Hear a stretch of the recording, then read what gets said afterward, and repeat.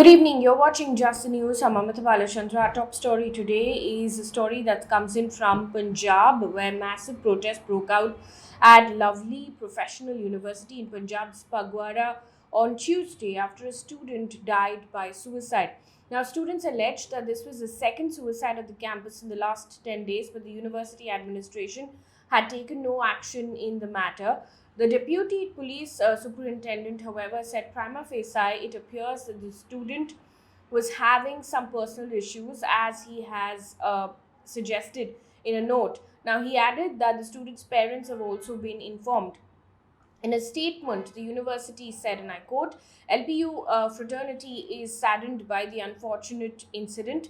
The initial investigation by the police and the contents of the suicide note point towards personal issues of the deceased. Now, the university is providing full support to the authorities for further investigation, end quote.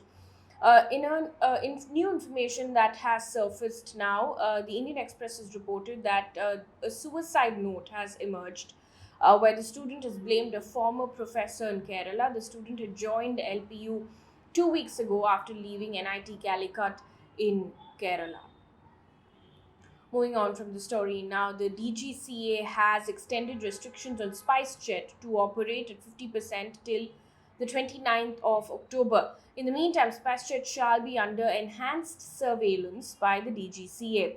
This is due to several technical glitches that were reported in the past couple of months. The regulatory body also added that if SpiceJet wants to operate more than 50% of its fleet, then it will have to prove to the DGCA that it has adequate technical support and financial resources to increase its capacity. Yesterday, if you remember, SpiceJet had said that it will put certain pilots on leave without pay for 3 months as a temporary measure to rationalize cost. The airline said, and I quote, this measure, which is in line with SpiceJet's policy of not retrenching any employee, which the airline steadfastly followed even during the peak of the COVID pandemic, will help rationalize the pilot's strength vis-a-vis the aircraft fleet, end quote. And in news that came in earlier today, comedian Raju Srivastava passed away in Delhi at the age of 58. He was admitted to AIMS in Delhi on August 10th after suffering a heart attack while working out at a gym. Now, Srivastava had undergone angioplasty and was put on a ventilator. His funeral is set to take place on Thursday. Srivastava worked in the entertainment industry since the 1980s. He became a household name after he participated in the first season of the Great Indian Laughter Challenge stand-up comedy show in 2005. Also in the news, according to the Indian Express, a prosecution witness in the Bilkis Bano case wrote to Chief Justice U. Lalit claiming that he was threatened by one of the men convicted of murder and rape. In a letter to the Chief Justice, the witness has said that on September 15th, he was travelling from Singvad to Devgarh, Bharia, when the convict, Radhesham Shah, saw him at a railway barricade at the Piplod village. Now, according to the witness, Shah told him, and I quote, what did you get by calling me a criminal? I'm out now, end quote. Now, the witness has sought appropriate legal proceedings against the convicts. 11 men convicted for gang rape and murder during the 2002 Gujarat riots were released on the 15th of August. This is the Bilkis Bano case. This was after the state government panel approved their application for remission of sentence. Now, Bilkis Bano's case was one of the most horrific cases where she was gang raped when she was just 19 and 3 months pregnant. Her 3-year-old daughter and other family members were also killed during the riots. Moving on now, researchers from the Council of Scientific and Industrial Research Institute of Genomic and Integrative Biology said the unusual transmission of lumpy skin disease in India may have happened because of the 47 variants found in the country.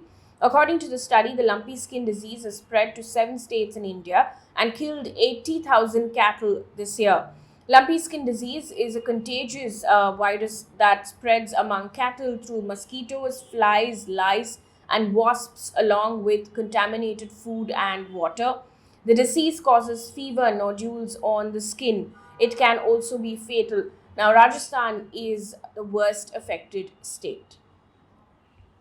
Meanwhile, in an update on the case as far as Teesta Setalvad goes, the Gujarat Special Investigation Team has filed a charge sheet against activist Teesta Setalvad, retired DGP Sreekumar, and former IPS officer Sanjiv Bhatt in a case of alleged fabrication of evidence in relation to the Gujarat riots of 2002.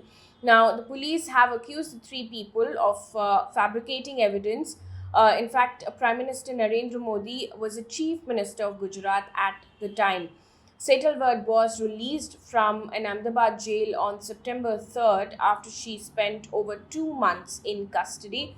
Sreekumar has filed a bail petition before the Gujarat High Court, which is slated to be heard on the 28th of September. Now, the case is based on a complaint filed by one Darshan B. Bharad, police inspector, Detection of Crime Branch, Ahmedabad City. The complaint cites the Supreme Court judgment rejecting Zakia Jafri's plea challenging the SIT probe in the Gujarat riots case.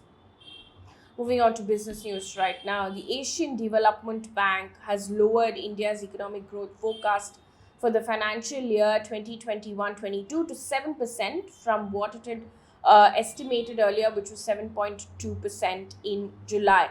Now, the reasons for the same were global economic condition, elevated inflation, among others. Earlier, if you remember, just last week, Fitch Ratings also slashed India's economic growth forecast to 7% from its earlier estimate of 7.8%. Also in the news, according to a report by Indian Express, which is cited sources, Tata Group is planning to consolidate its airline business under the Air India brand. Now, Indian Express, quoting unnamed sources, has said, and I quote, consolidation process is likely to start with the merger of AirAsia India into Air India Express, I beg your pardon, to be completed over the next 12 months, end quote. Now, post this, group is likely to look at an option of merging its full-service carrier Vistara into Air India. The Indian Express has reported that the merger is still being planned. And in news coming in from across the globe, according to Associated Press, Russian President Putin has announced partial military mobilization in Ukraine. In fact, Russia invaded Ukraine on February 24th, which is 7 months ago. According to the Moscow Times, Putin has said, and I quote, mobilization measures will begin today, September 21st. Only those citizens currently in the reserve will be subject to a call-up for military service. First and foremost, those who've served in the ranks of the armed forces, end quote. Now, Moscow had announced that its troops were retreating from key areas in the eastern Kharkiv region after a counter-attack by Ukrainian forces. Meanwhile, in the UK, tensions between two communities erupted in the Leicester city following an India-Pakistan cricket match on the 28th of August. There were reports that there were incidents of violence reported soon after in the following days as well. But over the weekend, it escalated because, according to the BBC, there was a large-scale unrest on Saturday following communal clashes. 47 people have been arrested so far. The Indian High Commission yesterday has put out a statement condemning the violence and demanding action. In a statement, it said, and I quote, we strongly condemn the violence perpetrated against the Indian community in Leicester and vandalization of premises and symbols of Hindu religion, end quote. Now, UK Muslim body has now criticized India's statement and said, and I quote, British Indian communities expect a balanced view from the Indian High Commission, which represents all of the diaspora, which can help heal divisions locally, end quote. They were referring to the statement being one-sided and only referring to the Hindu community. Also, a man has been arrested following a protest at the gates of a Hindu temple in UK's Smethwick. Now, about 100 people gathered outside the Durga Bhavan temple yesterday. According to the BBC, fireworks and missiles were reportedly thrown in the direction of police. However, no injuries were reported. West Midlands police said that it was aware of a planned protest over an event at the Hindu Cultural Resource Centre. The police, however, said that the event has been cancelled and the speaker involved was no longer staying in the UK. And one piece of good news before we wrap things up here on this bulletin. According to Hurun India Rich List 2022, grocery delivery startup Zepto's 19-year-old founders are the youngest rich individuals in India. So it's Kaivalya Vora and Adit Palicha who feature in the youngest rich individuals in the country. Zepto was founded in 2021 and now values over $900 million. That brings us to the end of this bulletin. Thank you so much for watching.